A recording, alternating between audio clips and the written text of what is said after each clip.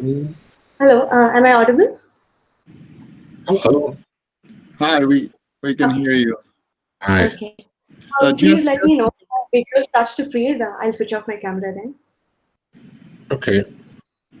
Meghana, thanks for coming and also for staying late. Is it okay if we record your talk to Yes, publish yes. later on? So, Thank you. I will present my screen now.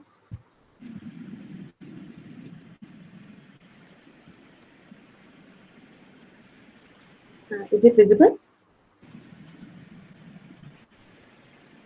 Is my screen visible? Yes, yes. Uh, Yeah, it's fine. okay. So shall I start? Is that okay? Yeah, sure, sure. Go ahead. Um, our work focuses on improving the resource isolation of critical tasks in heterogeneous workloads. So by critical tasks, we basically mean those tasks that have strict latency constraints or have strict resource requirements. For the other tasks in the workload, we're naming them background tasks. And in our work, we're focusing mainly on CPU bandwidth as a resource. Uh, so the reason resource isolation is so important is because of co-location.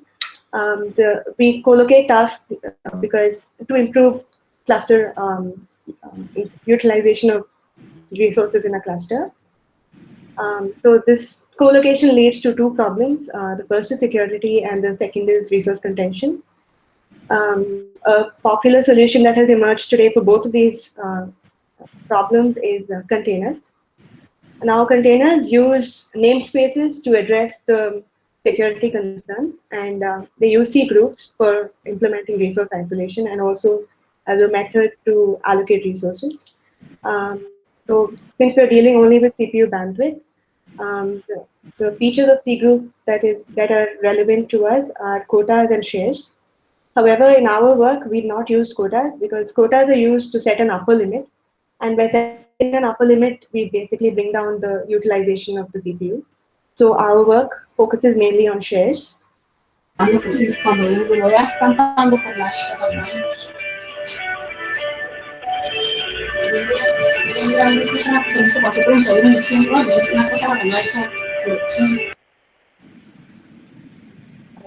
So the way you allocate a portion of the CPU bandwidth to a group of tasks scheduled in a C group is using this formula. Now, say I would like to allocate 95% of the CPU bandwidth to a group of tasks. This is how I would do it. I would assign 19456 shares to the C group, and this would evaluate to 95% of the CPU bandwidth being allocated to these tasks. So in our work, we compare the resource isolation offered by C groups and the resource isolation offered by Sched Deadline. Sched Deadline is a real-time scheduling algorithm which supports resource reservation. It is based on the constant bandwidth server algorithm and the earliest deadline first algorithm. Now, if you wish to schedule a task using Sched Deadline, you need to set three parameters. The first is Sched runtime. So Sched runtime basically denotes the amount of CPU time a task requires. Sched deadline is by when the task requires these Sched runtime seconds. And Sched period is the time between two occurrences of a task or two activations of a task. So by looking at the graph, you can see that the CPU utilization is Sched runtime by Sched periods. For our experiments, we've used a workload derived from the Google cluster tray. We've generated two workloads. First is the high CPU utilization workload, and the second is the low CPU utilization workload. As you can see from the graphs, in the high CPU utilization workload, the background tasks have a high CPU bandwidth requirement, whereas in the low CPU utilization workload, the background tasks barely require any CPU bandwidth, but the critical tasks require a little more CPU bandwidth than in the HCU workload. So the way we classify tasks as critical tasks and background tasks is using the parameters in the trace, the priority parameter and the scheduling class parameter. So with tasks with priority 9 or greater and with scheduling class greater than 0, classified as critical tasks. and all other tasks are classified as background tasks. Now to schedule with get deadline, we need to know the three values: get runtime, get deadline, and get period. And when a task is deployed, we don't know these values. So we've made use of a parameter estimation technique in which the execution of a task is split into two. So the first part is the profiling stage, and the second is the execution stage. So in the profiling stage, we make use of the resource isolation provided by SchedDeadline. So a task is given an entire code to run using SchedDeadline. And so this allows the task to run at the CPU utilization it requires without being impaired by interference from co-located tasks. And so the profiling stage is very short. Soon after the profiling stage, we find out the amount of CPU time that the task is consumed, and we accordingly set the sched runtime, sched period, and sched deadline to reflect the CPU utilization that it requires for the rest of the execution stage. Since we're using the Google cluster trace, which records values for every 300 seconds, we run the profiling stage every 300 seconds, and after that, the execution stage. Our experiments were conducted on 4 servers. 2 of them are virtual instances on AWS EC2, and 2 are physical machines, Intel Xeon machines, and the number of cores range from 4 to 32. And in our experiments, the critical tasks are scheduled using either C groups or get deadline, and the background tasks are always scheduled using CFS, completely fast scheduler. And when tasks are scheduled under C groups, they're either assigned 95% of the CPU share or 99%. And in the case of sched deadline, we retain the default upper limit on the bandwidth allocated to real-time tasks, and that is 95% of the bandwidth of the total CPU bandwidth. Coming to our results, we plotted the CPU bandwidth consumed by the critical task in a workload against time. On your left-hand side is the CPU bandwidth consumed by the task under C groups with 95% of the shares allocated to it. And on the right is the CPU bandwidth allocated under sched deadline. The dashed line is the required CPU bandwidth, and the gray line is what the task actually consumed. As you can see from the graphs, the CPU bandwidth consumed under C groups it fluctuates a lot, and because of this fluctuation, towards the latter part of the run, there's a lag between the two graphs, the C groups graph and the required CPU bandwidth graph. Whereas in the case of sched deadline, this is not so. The graphs are more or less coincide with each other. Now, this result is on the 4-core Intel Xeon machine, but it is consistent across all the other instances as well. This is on the C4 2x large EC2 instance. Here too, there is a lag and there is a fluctuation in the bandwidth consumed.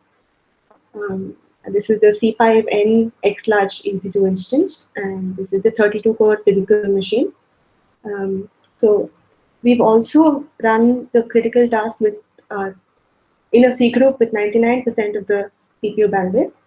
So in this case, you can see that the fluctuation is fewer and the graph is more similar to the required CPU bandwidth graph. On the right side is the graph on the same machine, but for when critical tasks are scheduled in a C group with 95% of the shares. You can see that the graph for the 99% shares is closer to the required CPU bandwidth when compared to the graph for the 95% share.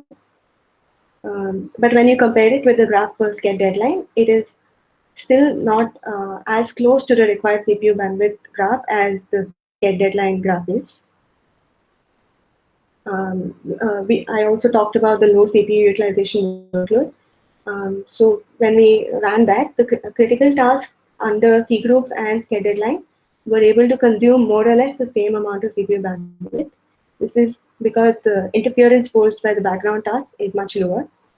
And because the difference is not visible in the graph, we've tabulated the distribution. As you can see, the CPU bandwidth allocated under sched deadline is marginally greater than the bandwidth allocated under C groups. We also tried to quantify the fluctuation in the bandwidth allocated using the standard deviation. So we have chosen two intervals, the interval 1 and 2. We've chosen these intervals towards the beginning of the run because if you can see here, towards the latter part of the run, there's a lag in the C group's graph, and therefore we couldn't compare the intervals towards the latter part. We've therefore chosen intervals 1 and 2 towards the beginning of the runs.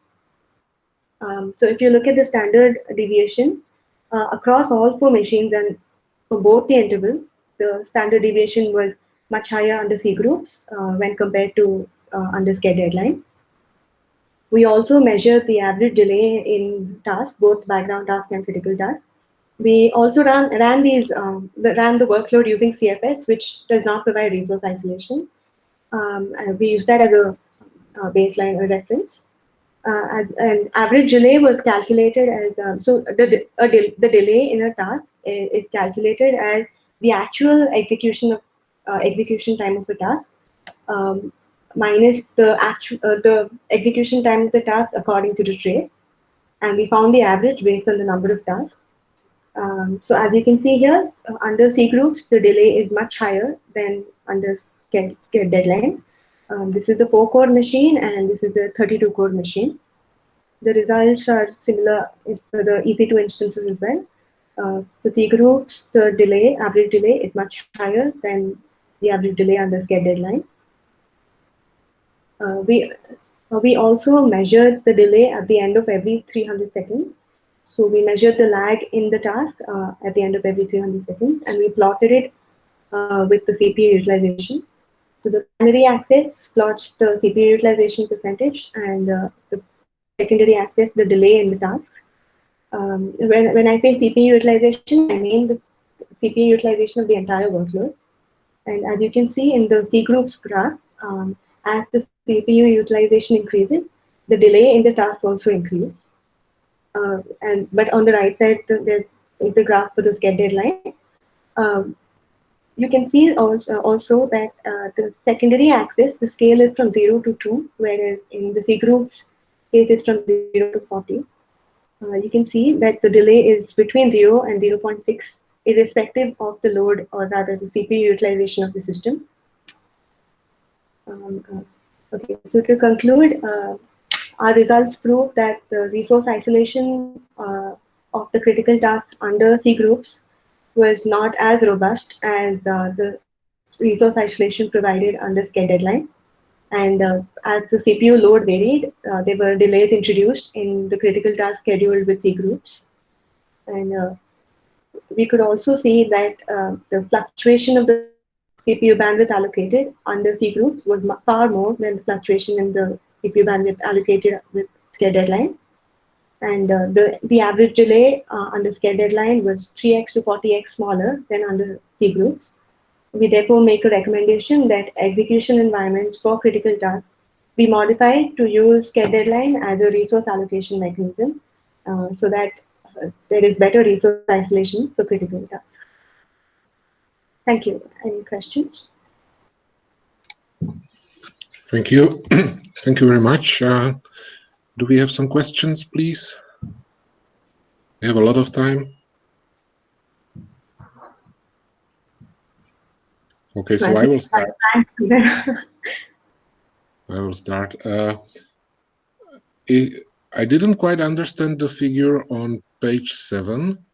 It was the one with the CPU time on the vertical axis and time on the horizontal axis. It was slide number 7. Is this the one? Slide number 7. 7. Okay.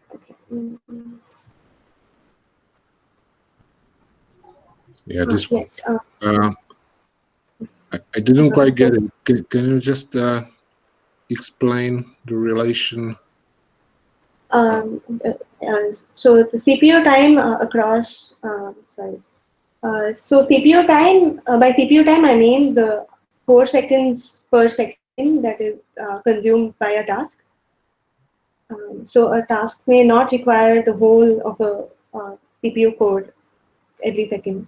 So it may just require one. So it's like a fraction of the. Yes, that's true. Okay. Then I get it. And So if I get the results correctly, you are able to improve the latency for critical tasks, but the price that you're paying is that you are somehow more delaying the background tasks. Yes. Is it correct interpretation of your results? Yes, that's correct. But the way we categorize the two classes is background tasks are those tasks which are latency tolerant. So hopefully can bear the delay introduced. Yeah.